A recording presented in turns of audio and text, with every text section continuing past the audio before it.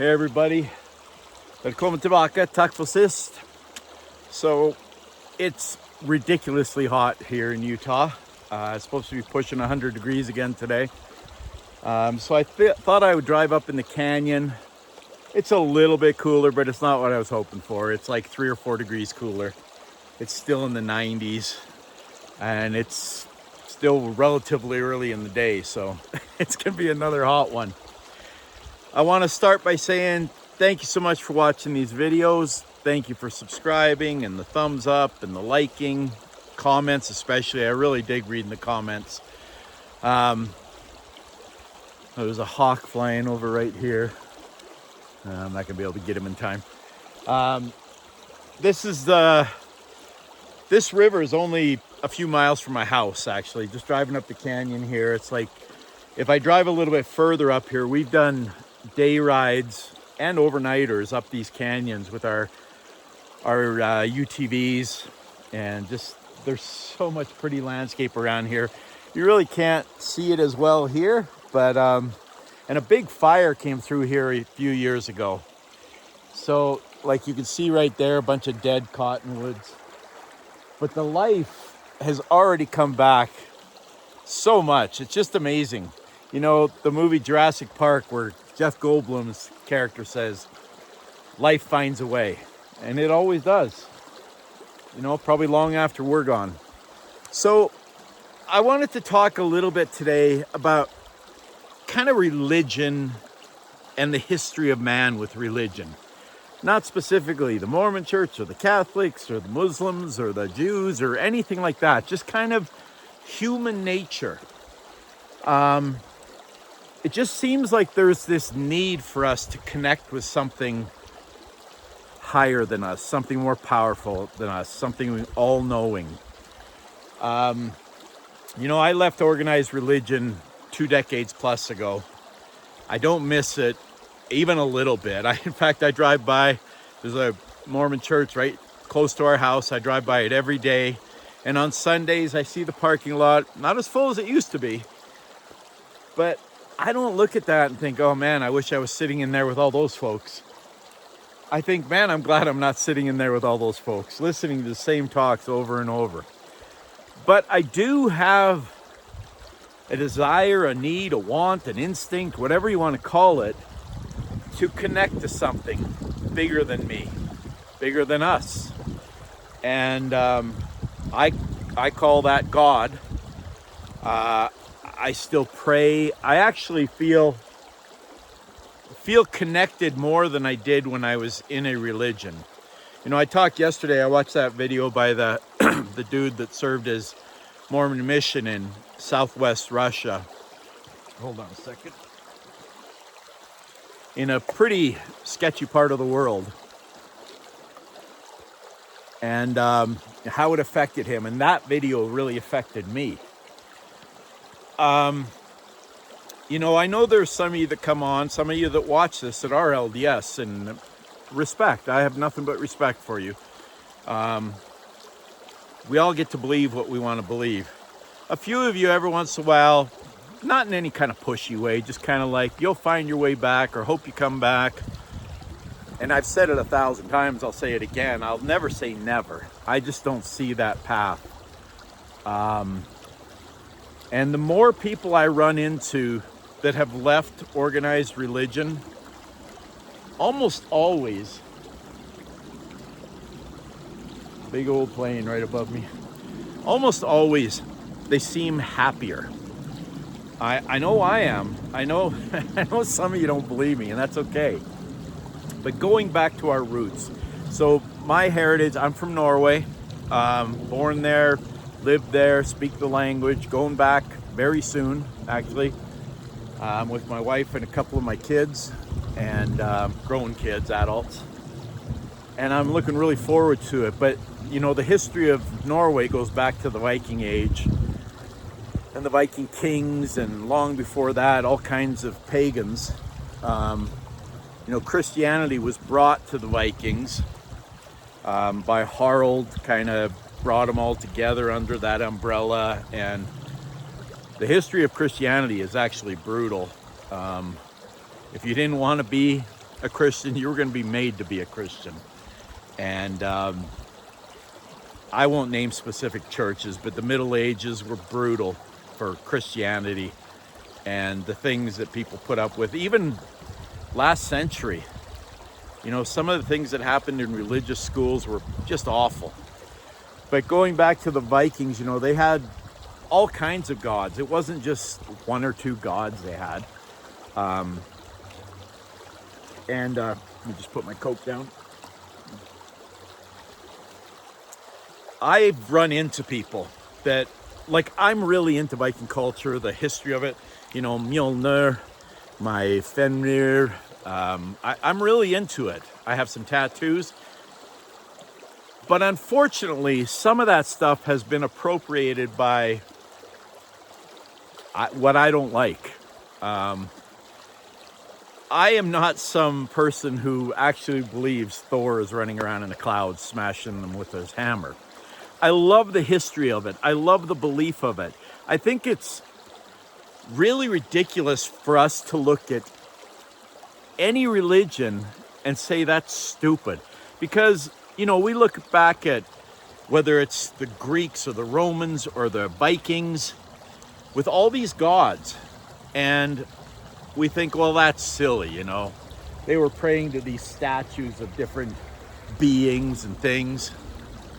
I thought they were going to stop right here. And that's so ridiculous. You know, there's a good chance thousands of years from now, people will look back on this age and say, can you believe they believed what they believed? That's a lot of believed in one sentence. And so I really try not to judge people's religious beliefs unless, like I put this caveat in all the time, if you hurt people, if your religion causes you to hurt people, then I want nothing to do with it. And I think it's just wrong and evil. I have no problem with somebody believing differently than me, including my Viking ancestors. They believed hardcore. And who am I to say that Valhalla doesn't exist? If it does, I sure want to go there and hang out with my brothers and sisters and drink some mead from horns. That sounds freaking amazing. You know, the one vision of heaven that we're kind of taught when we're kids is that, you know, we'll be sitting on a cloud playing our harp. Count me out. I don't want that. I have a really, really good friend who passed away. Geez, it was 7 years ago. No, that's not right. 8 years ago. 9 years ago? 9 years ago. That's unbelievable. Good hell. He was into hunting and fishing and riding ATVs and camping. When I picture him in heaven, that's what I picture him doing.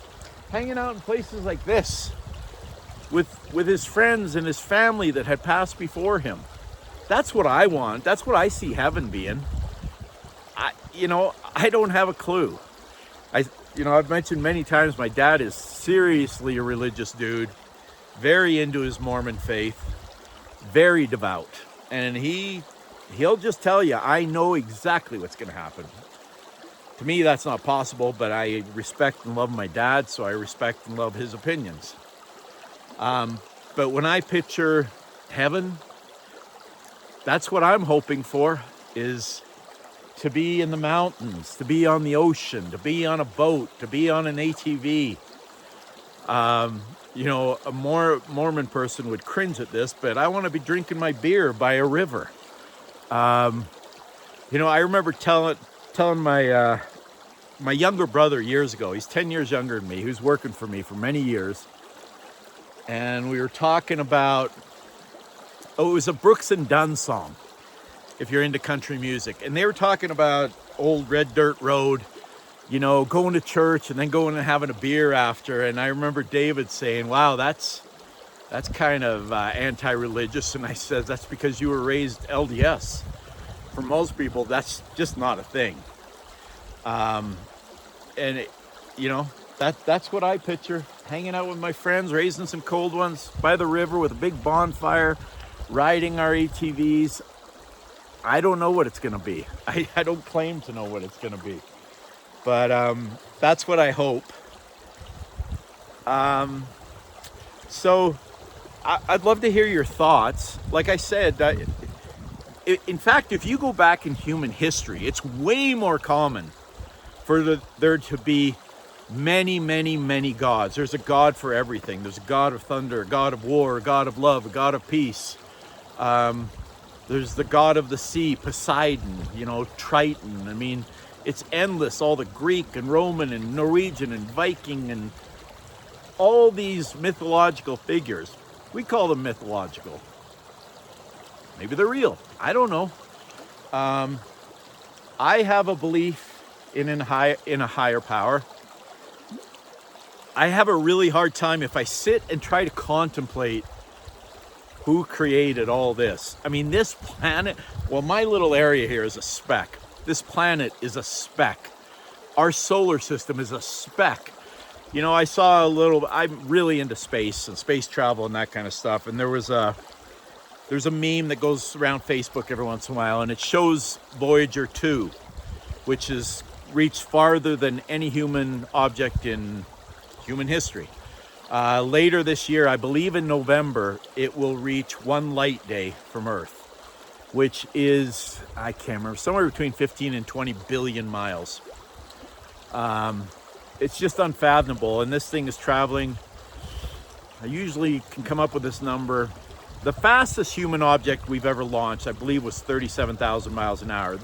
Voyager 2 is not going that fast, but I think it's in the 20,000 mile an hour range. So you picture that for 50 years. And if you see this meme, it shows how far Voyager 2, ooh, that was cool. Bunch of birds just like intertwining. It shows how far Voyager 2 will travel in the Milky Way system in 1 million years. And it's a little blip of the Milky Way. And the Milky Way is a blip. There are approximately 200 billion stars in the Milky Way. Every one of those stars, for the most part, has planets. Most of them have several planets.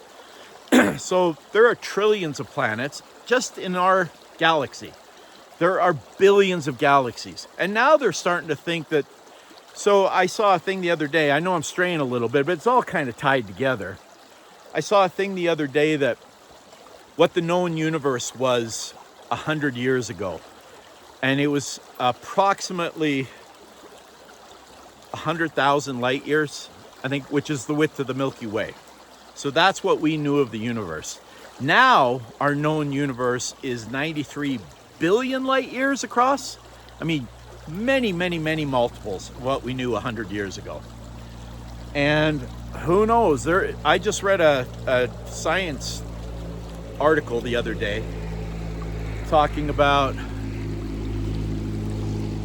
speaking of people in their ATVs, what was I saying? I saw a scientific article the other day talking about, lost my train of thought. That's what happens. I'm like, squirrel. Anyway, I was talking about the size of the universe, and that they think the universe may actually be many, many times bigger than we even think now. It literally is not fathomable. That's a tough one. Because the universe is expanding faster than our ability to see to the edge of it. So we will literally never see the edge of the universe. So who created all that? There are people that think God created everything. The stars, the galaxies, the universe, everything. Man, is there life on other planets? I think it's unquestionably yes. There cannot be trillions upon trillions of other planets out there, and we're the only ones with life. I don't believe that. It is just so hard to travel across space, any kind of distance. I mean, just the planets within our own solar system. It's a year to get to Mars. It's many years to get to Saturn. Pluto is, I can't remember. I know these numbers, but they're not popping into my head. So who created it all? I don't know. I believe in a higher power that I call God, that I pray to. And I know some of you hate this term, but I am a spiritual guy. I'm just not a religious guy. And I think you can be that. I think you can also be spiritual and religious. I would never take that away from anybody. So anyway, just a few random thoughts I had, and I thought I would kind of come up here and be in a kind of cooler setting. It's pretty, it's still hot here. I think I was kidding myself thinking I would get out of the heat. So thank you for this time. Thank you for watching. Takk for denne gang. Vi snakkes igjen snart. If you're digging the videos, please subscribe and follow and like and share. I really appreciate it. I will be in Norway in not too long, and I'm going to do a whole bunch of videos from there. Hopefully from some really cool places. We're hiking up to Preikestolen, the pulpit, outside of Stavanger, Norway. We'll be hiking up there. Right now the weather's not looking great. It's looking rainy every day, but all we need is one good day to go up there. We're gonna do a cruise along Lysefjord, which goes right to the bottom of Preikestolen. And we're going out to my mom's little tiny town. And I'm gonna show my wife and my kids all these places that I know and love and just hold so close to my heart. And I'm so excited to go back and just soak in Norway again. But thanks for watching, y'all. I really do appreciate it. I hope y'all have a beautiful day. Peace. Love.